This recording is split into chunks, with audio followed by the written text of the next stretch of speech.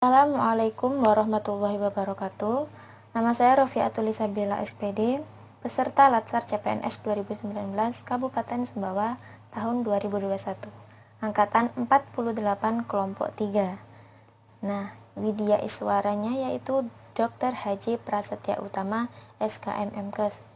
Pada pembahasan kali ini, saya akan membahas mengenai analisis isu kontemporer. Apa itu isu kontemporer?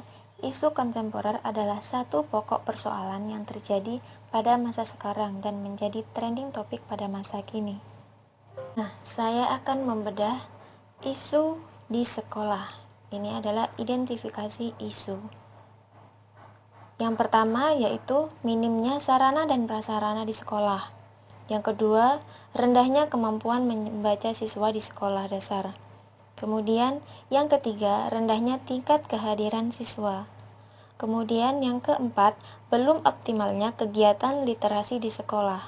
Yang kelima, belum optimalnya kegiatan ekstrakurikuler di sekolah. Kemudian, di sini saya menggunakan teknik tapisan isu USG, yang dimana yaitu urgent, kemudian seriousness, kemudian yang G yaitu growth.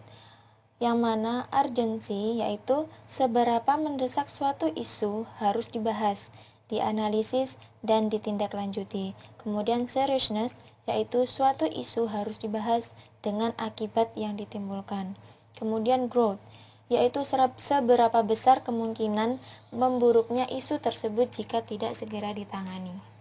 Dari analisis isu menggunakan teknik tapisan USG, diperoleh bahwa pada pokok bahasan isu yaitu minimnya sarana dan prasarana di sekolah.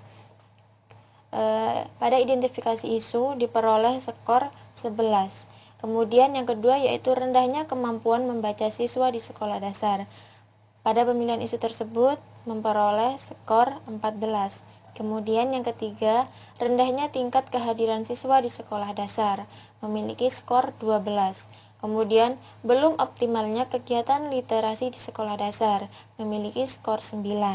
Dan belum optimalnya kegiatan ekstrakurikuler di sekolah dasar, ini memiliki skor 7. Nah, pada keterangan skor tersebut, dibuat bahwa skor 5 merupakan sangat besar, kemudian skor 4 besar, 3 sedang, 2 kecil, dan 1 sangat kecil. Di antara pokok bahasan isu kelima tersebut, yang memiliki ranking tertinggi yaitu pada pokok bahasan isu rendahnya kemampuan membaca siswa di sekolah dasar. Dari hasil analisis isu menggunakan teknik USG, diperoleh bahwa isu strategi yang perlu diselesaikan adalah rendahnya kemampuan membaca siswa di sekolah dasar. Nah, di sini saya menggunakan teknik analisis Fishbone, yang dimana material, metode, dan milieu ini adalah penyebab dari pokok permasalahan tersebut.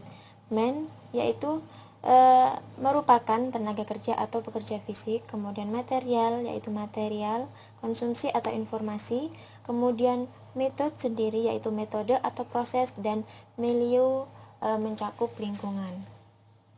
Pada siswa kurang termotivasi dalam belajar, kemudian guru kurang inovatif dalam membuat media pembelajaran. Pada material yaitu metode pembelajaran kurang interaktif dan kurangnya media pembelajaran inovatif. Kemudian pada metode, penyampaian materi kurang komunikatif dan waktu tatap muka terbatas. Kemudian komunikasi antar guru dan siswa terbatas. Kemudian pada milieu yaitu kurangnya dukungan orang tua, lingkungan rumah yang kurang kondusif. Nah, pada semua penyebab tersebut mengakibatkan yaitu rendahnya kemampuan belajar siswa di sekolah dasar.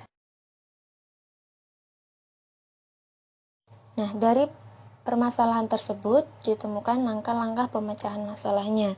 Yang pertama yaitu dengan gagasan menentukan media pembelajaran yang lebih menarik dan inovatif. Dengan cara guru mencari referensi terkait media pembelajaran yang menarik dan interaktif. Kemudian membuat media konkret pengenalan suku kata disertai gambar. Kemudian studi banding dengan sekolah lain. Lalu, meminta pendapat kepada guru lain terkait media pembelajaran yang menarik dan interaktif.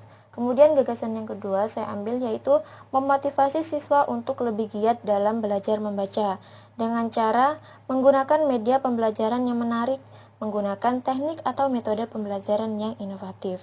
Kemudian yang ketiga yaitu sosialisasi kepada wali murid terkait rendahnya kemampuan membaca siswa dengan cara melakukan visit home, kemudian meningkatkan komunikasi antara guru dan wali murid.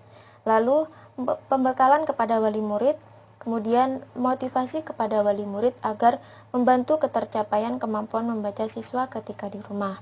Yang terakhir, menentukan metode pembelajaran yang tepat saat pembelajaran tatap muka terbatas. Dengan cara guru memilih metode pembelajaran yang sesuai dengan ketercapaian dalam kemampuan membaca siswa. Sekian paparan dari saya ucapkan terima kasih.